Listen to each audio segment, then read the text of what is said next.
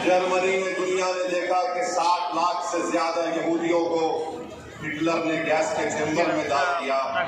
Hitler के जमाने में यहूदियों के खिलाफ तकारीर किए जाते थे, उनके खिलाफ जहर उगला दिया जाता था। मेरे अजीज दोस्तों और बुजुर्गों, आज 2024 में हम हैं।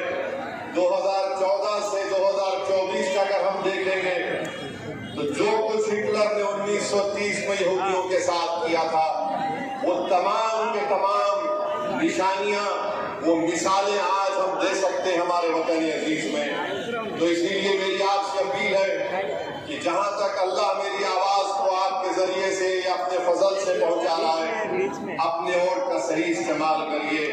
और मैं आपको बता रहा हूं कि अगर हम वतन अजीज में एक इज्जत बाइज्जत जिंदगी गुजारना चाहते हैं, हम वतन अजीज में हम ये चाहते हैं कि हमसे इंसाफ हो, अगर हम ये चाहते हैं कि हमारा मुल्क मजबूत हो, तो ये बहुत जरूरी है कि भारत की राजनीति में मुस्लिम अक़लियत को उनका मुकाम मिले।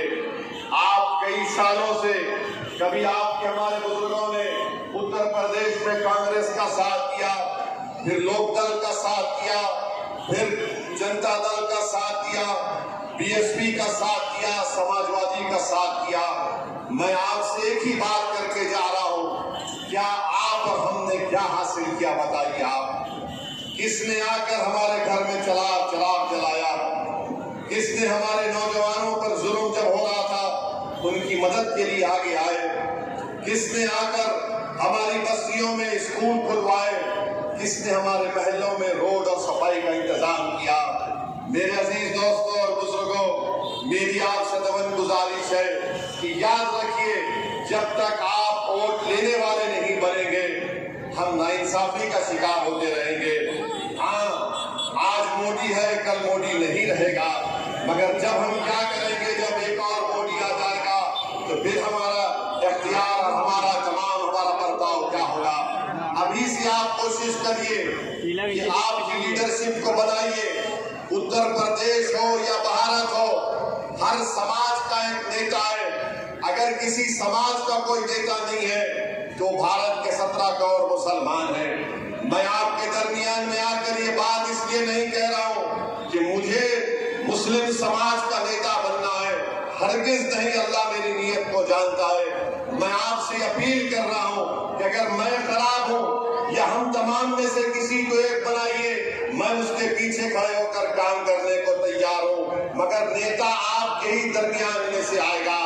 कोई अब आसमान से गिरने वाला नहीं है, कोई जमीन के नीचे से निकल कर आने वाला नहीं है। आपको अपना नेता बनाना पड़ेगा और उसी वक्त मुमकिन होगा जब आप वोट लेने वाले बनेंगे। आप बरसों से 40-45 साल से हमसे वोट डाल रहे हैं और हम वोट लेने वाले नहीं बन रहे। वोट इसलिए नहीं ले पाते क्योंकि हमको डरा दिया गया कि अगर हम वोट लेंगे तो कोई और जीत जाएगा, फिरका परस्त ताकतें जीत जाएंगी, बीजेपी जनसंघ जीत जाएगी। मेरे अजीज दोस्तों और बुजुर्गों, मैं अपनी बात को आपके सामने दलील के साथ प्रूफ कर दूंगा। मेरा आपसे एक ही सवाल है कि क्या 2014 में आपने नरेंद्र मोदी को वोट दिया था? कितनों ने वोट नहीं दिया था? हाथ उठाइए। क्या आपने 2017 में बीजेपी को वोट दिया था? क्या आपने 2019 में दिया था? क्या आपने 2022 में दिया था? क्या 2024 में देंगे आप? कितने नहीं देंगे? हाथ उठाइए। अब आप अपने दिल पर हाथ रखकर सोचिए कि असदुद्दीन ओवैसी 2014 में नहीं आया था तो कैसे बीजेपी जीत गई? 2017 में कैसे बीजेपी जीत गई? 2019 में कैसे बीजेपी जीत गई? 2022 में कैसे बीजेपी जीत गई? ये आपके हमारे दिलों में एक चीज डाल दी गई है कि तुम अगर वोट लेने वाले बनोगे तो बीजेपी जीत जाएगी। बीजेपी आपके वोट से नहीं जीत रही है, मैं आपको बता रहा हूं। बीजेपी इसलिए जीत रही है कि समाजवादी पार्टी कमजोर है। बीजेपी इसलिए जीत रही है कि कांग्रेस में अब दमखम नहीं रहा। बीजेपी इसलिए जीत रही है कि बहुजन समाज पार्टी अपने उसूलों को खो चुकी है और हमको आकर कहा जाता है कि तुम अपने वोट को मुत्तहदा इस्तेमाल करो। कभी उनसे कोई नहीं कहता कि समाजवादी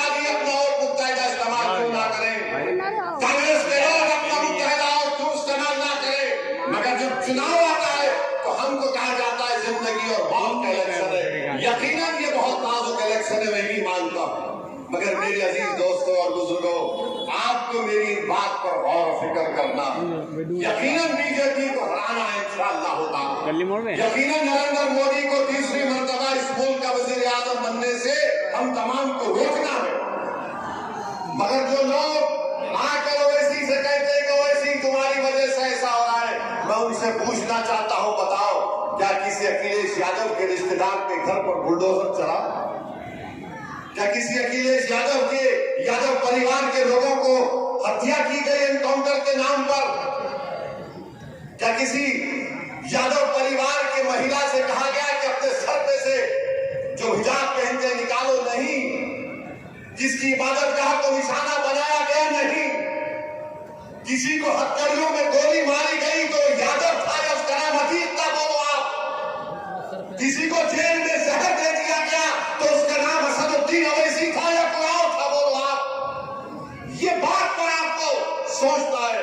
हाँ, मेरी इन बातों से मुझे बदनाम किया जाता है, मगर मुझे अपनी बदनामी की फिक्र नहीं है। अरे हमको सच्चाई का बयान करना। अगर हम सच्चाई का बयान नहीं करेंगे और हिकमत के नाम पर बुज़दिली के मुजाहरे करेंगे तो आने वाला कल हम और आपको माफ नहीं करेगा। आज हमारे दरमियान नजीक नहीं है, मुख्तार नहीं है। अगर आप अपना वोट नहीं देंगे तो या तो आपको सियासी तौर से मार दिया जाएगा या फिर स्लो पॉइजन देकर आपको जिस्मानी तौर पर खत्म कर दिया जाएगा। फैसला आपको करना है। और लोग बोलते हैं कि बताओ क्या हो जाएगा अगर हम मीडियम का साथ देंगे। मेरे अजीज दोस्तों और बुजुर्गों, देश के वजीर आजम मोदी है, उनकी भाषा का इस्तेमाल आपने देख लिया कि 10 साल से मोदी क्या भाषा इस्तेमाल करते हैं। वजीर आजम है, प्रधानमंत्री है, कभी कहते हैं कि कपड़ों से देखकर पहचान लो, कभी कब्रिस्तान और शमशान की बात करते हैं, तो अब कह रहे हैं कि हम दुष्बेटी हैं, अब कह रहे हैं कि हमारी बेटियां, हमारी महिलाएं ज्यादा बच्चे पैदा करती हैं, अभी कह रहे हैं कि हिंदू बहनों के गलों से मंगलसूत्र उतार कर मुसलमानों को दे दिया जाएगा। जिहादी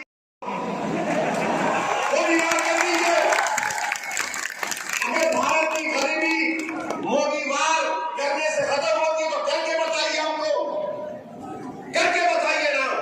मगर मोदी अपनी तकरीर में सिर्फ मुसलमान मुसलमान मुसलमान मुसलमान कर रहे हैं। नरेंद्र मोदी, हिंदू भाइयों में भी बहुत गरीबी है, हिंदू बैकवर्ड क्लास के भाई बहनों में बहुत गरीबी है, बेरोजगारी है, दलितों में बेरोजगारी है, गुर्बत है। बताओ मोदी, तुमने उनके लिए क्या किया? तुम तो गाली हमको दे रहे हो, मगर बताओ इनके लिए आपने क्या किया?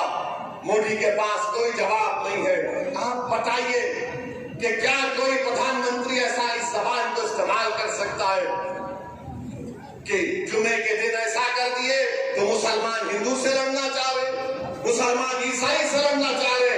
देश के प्रधानमंत्री आप क्यों लड़ना चाह रहे हैं? आप क्यों लड़ना चाह रहे हैं? अरे यहाँ पर इस मुल्क में, वतन अजीज में, भारत में अल्पसंख्यक समाज मुसलमानों की एक 1200 साल की तारीख है। ये मेरे अल्फाज नहीं है, मौलाना अबुल कलाम आजाद के अल्फाज है।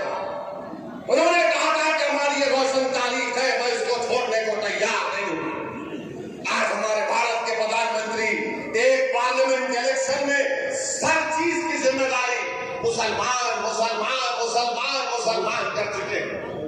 देश के प्रधानमंत्री अब कह रहे हैं कि हम आरक्षण जो मजहब के नाम पे दिया जा रहा है, हम उसको ले लेंगे।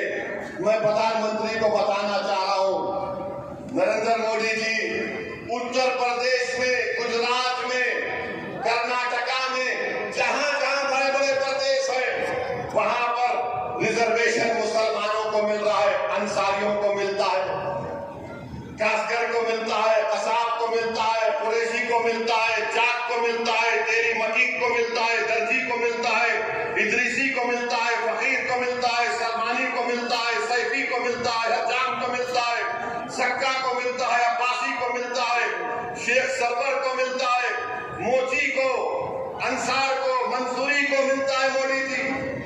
और देश के प्रधानमंत्री बोले किसी को छीन कर दे दिया जाएगा। क्या मजाक कर रहे हैं? भारत मगर याद रखो 1930 में भी ऐसी होता था। हिटलर के जमाने में यहूदियों को बताकर हिटलर बोलता था ये सब चीज तुम्हारा ले लेंगे। अब लोग दुनिया ने देख लिया कि क्या हुआ, क्रिस्टल नाथ मोमेंट हुआ। अब तो पिक्चरें बनाई जा रही है। मैं तो उन पिक्चर बनाने वाले जालिमों से दोबारा कहूंगा, अरे तुमको शर्म नहीं आती चुल्लू भर पानी में डूब मरो? तुमको भारत में गरीबी नजर नहीं आती? तुमको भारत के नौजवानों की बेरोजगारी नजर नहीं आती? तुमको महंगाई नजर नहीं आती?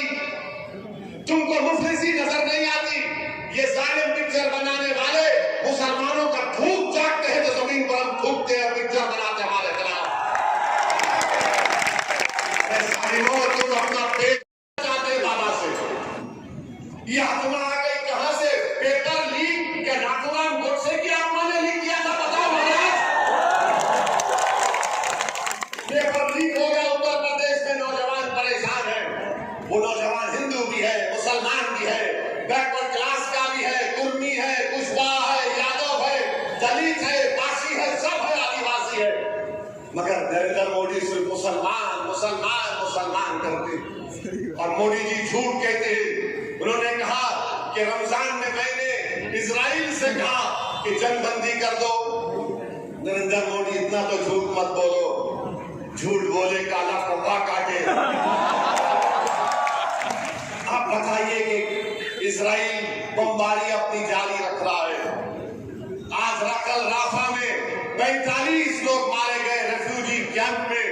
भारत क्यों नहीं कहता? मोदी तुम बोलो ना, नेतन्याहू से कहा कि जंगबंदी करो।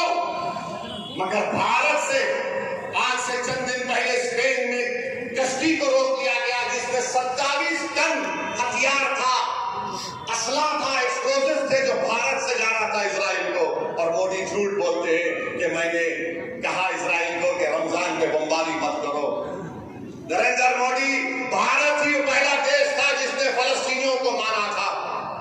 गांधी ने कहा था ये मुल्क, ये जमीन अरबों की है, यहाँ पर यहूदियों को नहीं रहना चाहिए।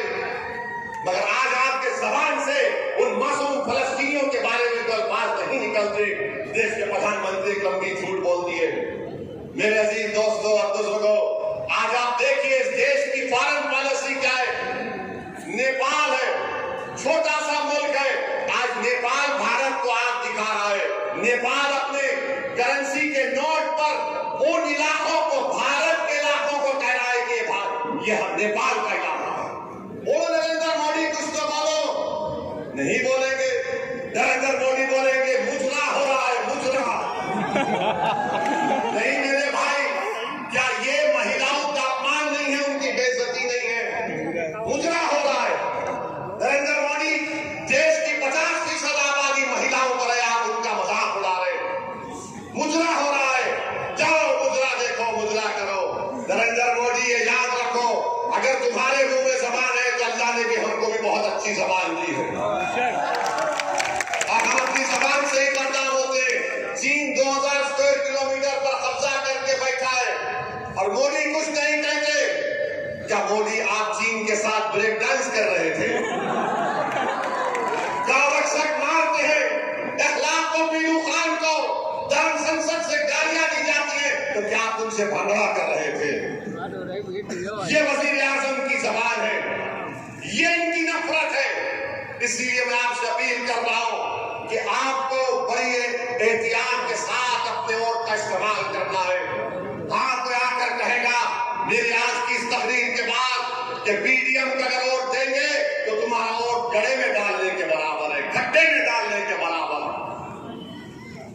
मैं हमारे अख्तरुल ईमान जो बिहार प्रदेश के हमारे सदर हैं, उन्होंने एक मिसाल दी कि जब रामविलास पासवान के हक में दलितों ने वोट दिया तो किसी एक बड़े नेता ने जाकर दलितों से कहा कि तुम्हारा वोट खड्डे में पड़ रहा है, गड़े में पड़ रहा है। तो उस दलित ने जवाब दिया कि हाँ सर, हम अपने वोट से उस खड्डे को भर रहे हैं, जब भर जाएगा हम अपनी इमारत को तामीर करेंगे। तो आपको भी अपने वोट का इस्तेमाल करना है, डरने और घबराने की जरूरत नहीं है। अगर आप डरते रहेंगे तो फिर ये सब हमको इस्तेमाल करते रहेंगे। मेरे अजीज दोस्तों और बुजुर्गों, फिर हमारे वजीर आज़म मंडल में बड़े बड़े बहादुर लोग गुजरे, सिर्फ मंगल पांडे का जिक्र करते हैं। यकीनन कीजिए हम भी इज्जत करते हैं मंगल पांडे की, उनके साथियों की, मगर नरेंद्र मोदी जी क्या इस देश की आजादी में एक मुजाहिद आजादी का नाम जो पूर्वांचल का बेटा था उसका नाम मुख्तार अंसारी था, तुम्हारे जबान से कहो मुख्तार अंसारी भी इस देश का आजादी का सिपाही था, मगर मोदी जी की जबान से नहीं निकलेगा। वो बोलेंगे मुख्तार अंसारी निकलेगा तो उनका उधर समझेगा वो मुख्तार की बात कर ली है।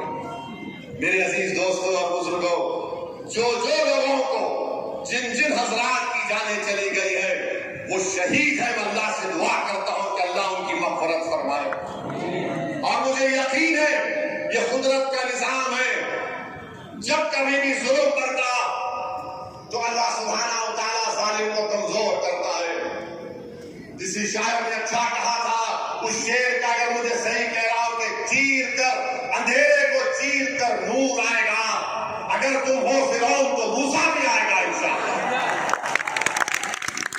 याद रखिए, जो लोग आज बुलडोजर से घर तोड़ रहे हैं, कल इंशाअल्लाह ताला उनका घर वीरान हो जाएगा, खंडर बन जाएगा।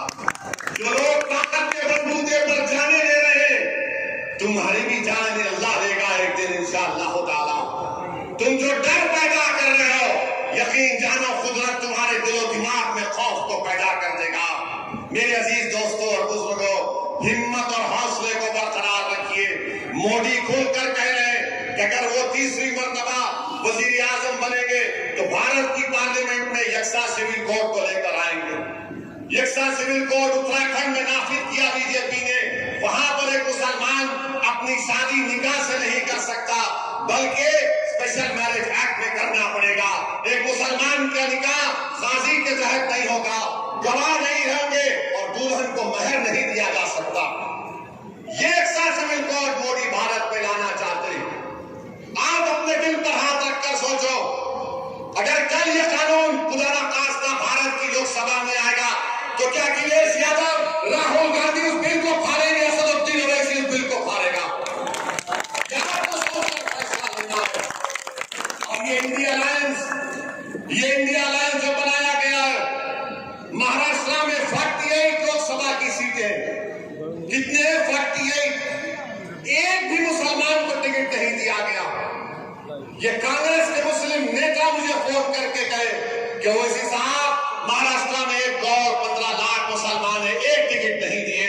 मैंने कहा मुझे क्यों सुना रहे हो? बोले नहीं, हम अपना दिल का गम हल्का कर रहे हैं आपको फोन करके। मैंने कहा मुझसे बात करके गम हल्का नहीं होता, तुम गुलामी की जंजीरें तोड़कर मेरे साथ खड़े हो जाओ, तुम्हारा गम दूर हो जाएगा। एक भी नहीं दिए। और एक हमारा एमपी औरंगाबाद का इम्तियाज जलील, इंशाअल्लाह ताला अल्लाह उसको कामयाब करेगा। इम्तियाज जलील के खिलाफ आपने उम्मीदवार खड़ा कर दिया और बोलते हैं ओवैसी वोट काटने आया है, मेरे खिलाफ आपने वो कैंडिडेट खड़ा कर दिया। मैंने कहा कोई बात नहीं, मैंने तो हैदराबाद में कई मर्तबा कहा अगर दम है तो मोदी अमित शाह कर मुझसे हैदराबाद में मुकाबला करेंगे। मेरे भाई, आप देखते हैं कि महाराष्ट्र में एक नहीं, बिहार चले जाइए, बिहार में 22 यादवों को टिकट दिया तेजस्वी यादव ने, 14% यादव है, 17% मुसलमान है और 2 मुसलमानों को टिकट दिया और गाली मुझे देते हैं। उनके 2 बेटे विधायक, एक डिप्टी चीफ मिनिस्टर रह चुका है, पत्नी मुख्यमंत्री, लालू मुख्यमंत्री 15 साल तक। अब 2 बेटियां लड़ रही हैं पार्लियामेंट का इलेक्शन। मुझ पर गुनाह, मुझ पर गाली दी जाती है।